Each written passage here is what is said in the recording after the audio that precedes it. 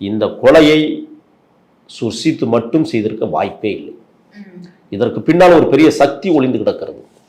இந்த சண்முக பாண்டியன் என்கிற ஒருவன், அந்த அயோக்கிய பையன், அவன் வந்து சப் இன்ஸ்பெக்டர். ஏன் அவனை இதுவரை கைது செய்யவில்லை? அவங்க அப்பா சரவணனை கைது பண்ணி அவங்க அம்மா எங்க இன்னைக்கு வர எங்கே போனாங்க?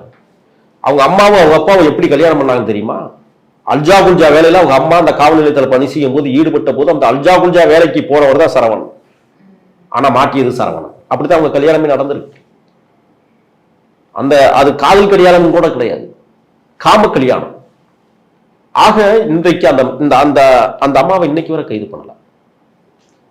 ஹாயா சிரிச்சு, அதாவது வீடியோக்கு முன்னாடி முகத்தை மூடிட்டு வரான், வீடியோ இல்லாத போது ஜென்டில்மேனா போறான். அவனுக்கு இங்க வந்து என்ன செய்யறாங்கன்னா பாட்டு ரீல்ஸ் போடுறாங்க. எவ்வளவு கேவலமான ஒரு அணுகுமுறையை இவர்கள் கையில் எடுத்திருக்கிறார்கள் என்பதை பார்க்கிற போது நெஞ்சம் அடிக்கிறது. நான் கேட்கிறேன், இன்றைக்கு சிபிசிஐடி விசாரணை 2 நாள் காவலில் வந்து அப்பனையும் மயனை எடுத்திருக்கு.